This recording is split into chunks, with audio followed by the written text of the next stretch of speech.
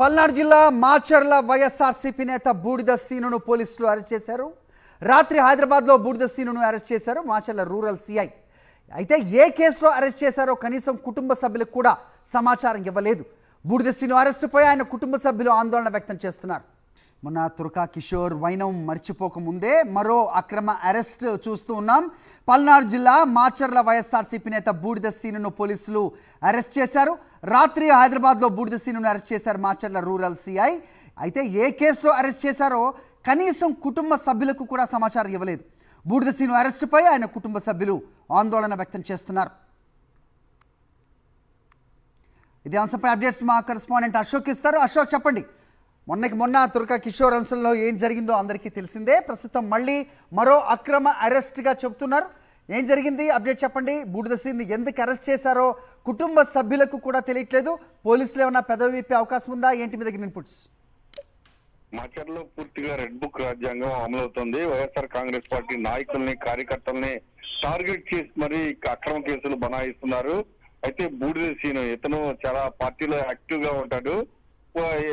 కూటమి ప్రభుత్వం అధికారంలో వచ్చిన దగ్గర నుంచి తెలుగుదేశం నాయకులు ఇతని పైన అక్రమ కేసులు బనాయించడానికి ప్రయత్నిస్తూనే ఉన్నారు.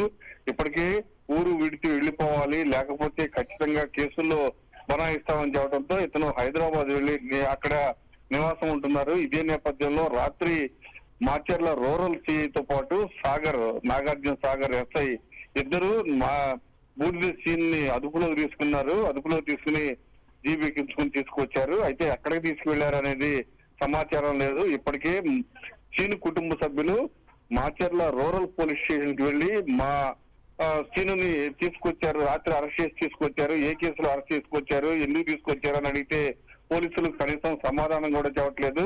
సీను మా దగ్గర లేడు అని చెప్తున్నారు. దీంతో కుటుంబ సభ్యులు ఆందోళన వ్యక్తం చేస్తున్నారు. పూర్తిగా పోలీసుల ద్వారా కక్ష సాధింపు చర్యలకు ఉన్న ఎమ్మెల్యే బ్రహ్మారెడ్డి పాల్పడుతున్నారు. వెంటనే ఏదైనా కేసు పెట్టినట్టయితే వెంటనే బూడిద సీన్ ని కోర్టులో హాజరుపరచాలి, లేకపోతే వెంటనే వదిలేయాలని కూడా డిమాండ్ చేస్తున్నారు. అయితే ఇప్పటికే హైకోర్టులో హెబియస్ కార్పస్ పిటిషన్ మూసేయడానికి కూడా వైఎస్ఆర్ కాంగ్రెస్ పార్టీ నాయకులు రెడీ అవుతున్నారు. ఎందుకంటే ఇప్పటికే అక్రమ నిర్బంధం రాత్రి నుంచి ఇప్పటి వరకు అక్రమ నిర్బంధం, పోలీసులు అక్రమ నిర్బంధంలో ఉన్నారు.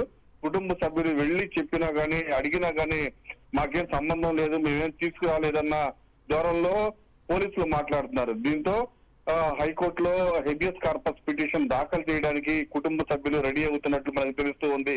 Hari. Alright, okay Ashok, thanks for the inputs.